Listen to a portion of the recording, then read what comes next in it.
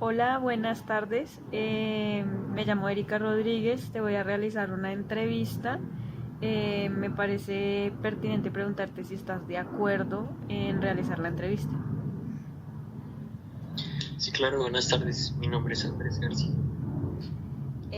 Mira, el objetivo de esta entrevista, para pues que entiendas un poco más al respecto, es pues evidenciar la empatía existente en los protocolos de seguridad y aislamiento en cuanto a pacientes hospitalizados positivos para COVID-19 y sus familiares.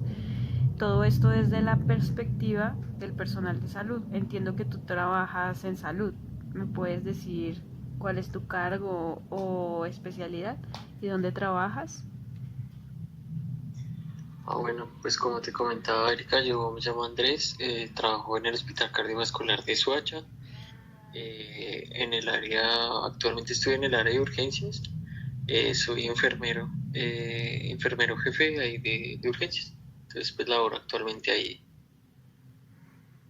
Vale, entonces bueno, las preguntas que te voy a realizar son preguntas abiertas eh, para influir el diálogo entre los dos, para escuchar más sobre tu opinión y experiencia frente a esta temática. Entonces, pues, inicialmente me gustaría saber si has trabajado o trabajaste en zonas especializadas para COVID-19. Sí, claro, pues digamos que en urgencias hay un sitio para aislamiento respiratorio en el que pues se ingresan los pacientes sospechosos o positivos para infección por COVID. Y también estuve pues en la UCI COVID que tienen allá en el hospital. También estuve pues manejando pacientes de cuidado intensivo. Vale. Eh, Siguiendo con las preguntas, ¿tienes conocimiento sobre los protocolos de seguridad y aislamiento en cuanto a los pacientes hospitalizados positivos por COVID-19? Me imagino. Sí, pues yo considero que eso depende de la institución en la que estés trabajando, porque pues hay instituciones en las que, por ejemplo, allá en el Hospital Cardiovascular de Suacha utilizan la escafandra, pero hay muchas instituciones que, digamos, ya abolieron como esa norma de bioseguridad del personal. Entonces, sí, claro, familiarizado con el protocolo de allá. Eh, pues nada, lo que te comento, allá se utiliza la escafandra y otros elementos de bioseguridad como la careta, tapabocas de alto flujo, eh, y pues otra serie de elementos también que pues obviamente socializan allá desde las directivas, desde la coordinación. Vale. Y estando al tanto de estos protocolos, ¿tú estás de acuerdo con que los pacientes portadores de COVID-19 no puedan ver o tener contacto con sus familias por su condición? Pues lo que pasa es que eso tiene un componente pues bastante complejo porque está la parte patológica que es una enfermedad que aún está en estudio, que es altamente contagiosa, que no se sabe si el único medio es por aerosoles, es decir, pues por partículas que viajan por el aire. Entonces es altamente contagioso. Entonces ese componente, el riesgo para el familiar, el riesgo para el paciente, pero pues también está ese componente que es como más importante, pienso yo, que es el componente emocional, ¿no? El de estar con tu familiar, no se sabe si es la última vez que lo vas a ver. Entonces digamos que es como una dicotomía que se tiene ahí porque es la parte emocional del paciente, de la familia, pero también es el cuidado de la patología y de que no se vaya a expandir el virus, que en últimas es lo que se busca pues a nivel nacional e internacional. Listo. Bueno, siguiendo con las preguntas, tomando en cuenta que la información sobre el estado de salud del paciente con COVID-19 se brinda por vía telefónica y muchas veces es limitada la educación que brinda el profesional de salud a los familiares, ¿crees que es empático el aislamiento del paciente con su familia?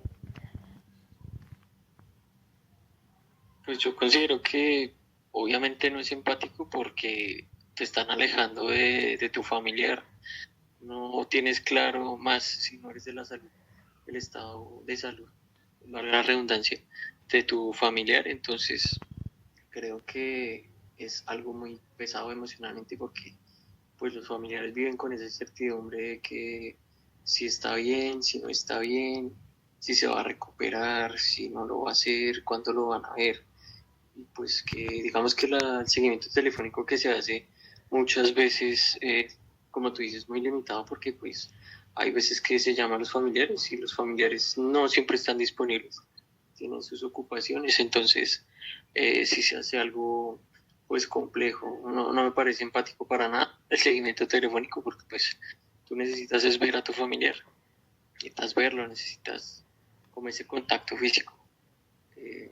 Y pues obviamente está ese aislamiento por la patología, pero pues en la parte emocional sí digamos que es algo pues muy complejo, parece. Vale, adicionalmente a eso, siguiendo por esa misma línea, sabiendo que son limitados esos recursos de los centros de salud COVID para realizar adicionalmente videollamadas entre los pacientes y sus familiares, y muchas veces no pueden volver a realizar ningún contacto con sus familias, ¿crees aún así que haya, digamos, si existe en el centro de salud la posibilidad de videollamadas, crees aún así que sería más empático o menos empático? Yo creo que claro, como te comentaba ahorita, lo que uno pensaría como familiar y lo que uno querría como familiar es pues ver a su familia, verlo, así sea por videollamada, pues considero que sí, sería una buena herramienta. Eh, pues bueno, es como un arma de doble filo, diría yo, porque pues, si el paciente está en una condición que pues no es muy positiva, pues obviamente eh, pues va a ser un componente emocional negativo porque pues tú vas a ver a tu familiar en mal estado de salud y todo, pero pues sin embargo creo que es mejor tener ese contacto visual, saber de verdad cómo está la persona y no estar con esa incertidumbre como yo te respondía ahorita anteriormente, no estar con esa incertidumbre de si está bien o si no está bien, ya pues uno irse preparando, afrontarlo emocionalmente, pues sea bien o sea mal que esté el familiar de uno. Entonces sí, me parece que sería una herramienta muy buena, muy positiva. Vale. Y bueno, sabemos o tenemos conocimiento de que muchas veces el trato por parte del personal de salud hacia los pacientes es frío y es apático. Y esto pone muchas veces a los pacientes en una posición de vulnerabilidad. ¿Crees que es bueno para la salud mental de un paciente portador de COVID-19 aislarlo de su familia en la hospitalización? Pues eso tiene, digamos que muchos factores, yo creo. Eh, Respondiendo a tu pregunta, pues claramente que eh, el aislar al paciente es algo que lo afecta mucho emocionalmente, porque pues uno como persona está sujeto a las relaciones interpersonales, entonces que te aíslen de tu familia, que no te dejen tener contacto, que además estés enfermo, necesitas como un sustento emocional que muy probablemente a veces el personal de salud, por condiciones de trabajo, porque están cansados, porque digamos que no le pueden dar ese apoyo emocional que sí se le podría brindar el familiar.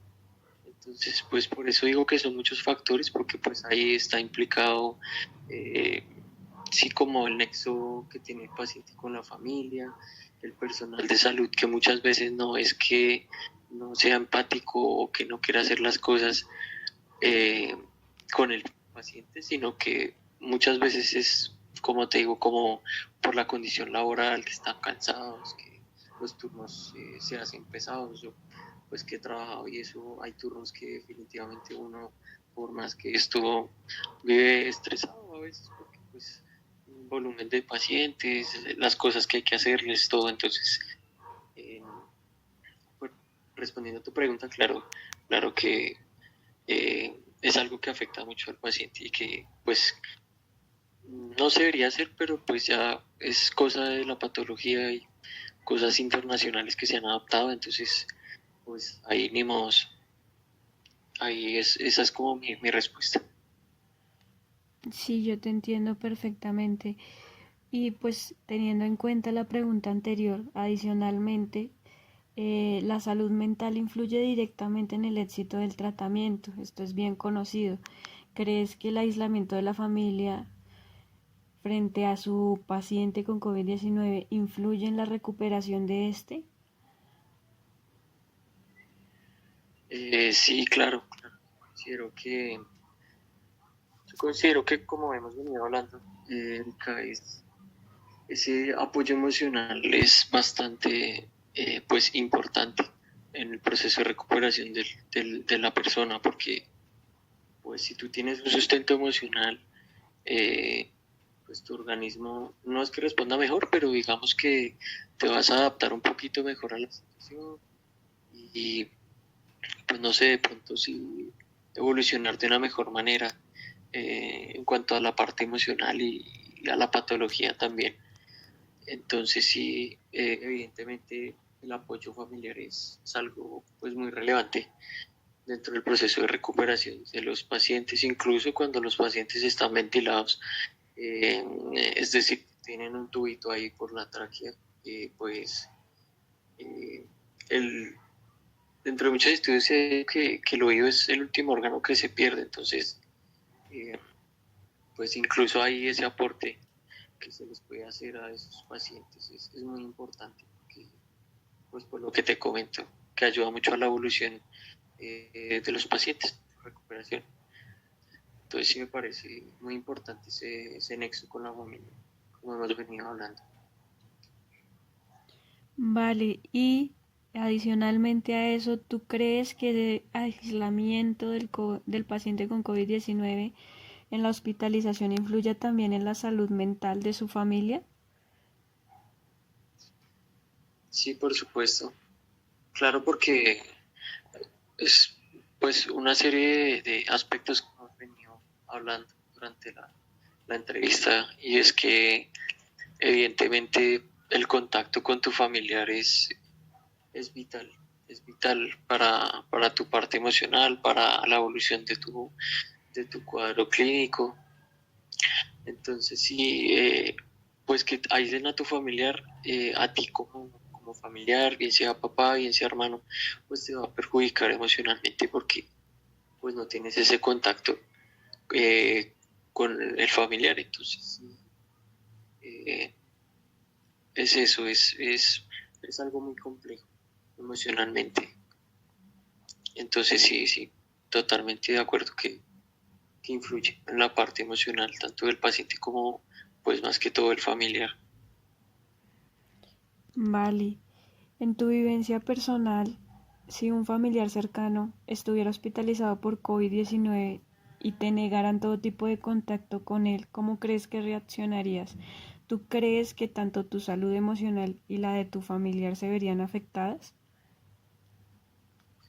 Sí, claro, yo creo que eso es lo que mucha gente pues intenta, buscar los medios para comunicarse con su familiar. Lamentablemente, pues por el protocolo de aislamiento y todo que se realiza con los pacientes, muchas veces el único contacto que pueden tener es vía telefónica con el médico, con el profesional que le esté informando sobre el estado de salud. Entonces, creo que yo pues reaccionaría buscando maneras, obviamente, de comunicarme con mi familiar. Eh, Obviamente, pues uno se ofusca, se pone de mal genio, porque pues, ¿cómo le van a negar a uno estar pendiente de su familiar, no? Entonces, sí, creo que es como la reacción de muchas personas, pero pues digamos que son situaciones a las que uno se tiene que adaptar, porque pues como lo hacen las instituciones de salud, eso es en pro de pues de tu salud como familiar y pues de la salud del paciente, porque son pacientes que están en estado crítico, entonces son muy lábiles, por decirlo así, en cuanto a complicarse. Entonces, entonces sí, eh, creo que siendo pues familiar, yo poniéndome el papel de familiar, sí sería pues buscar las maneras de comunicarme y si no, pues adaptarse a la situación, porque no hay de otra.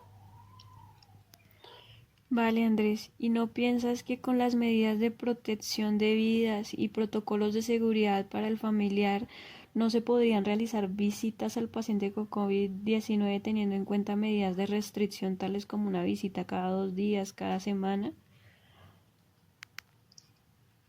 Sí, yo creo que eso es algo que incluso en algunas instituciones, porque pues yo también trabajo en otro lado,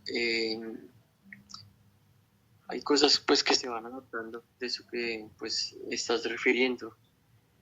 Yo creo que con una buena capacitación a los familiares, que sean juiciosos con los protocolos y todo, creo que sí pues habría esa posibilidad de que pues como nosotros tuvieran sus elementos de protección personal y pudieran estar con su familiar, así sea unos limitados minutos, pero pues yo creo que con un hogar familiar ya uno queda tranquilo, al menos.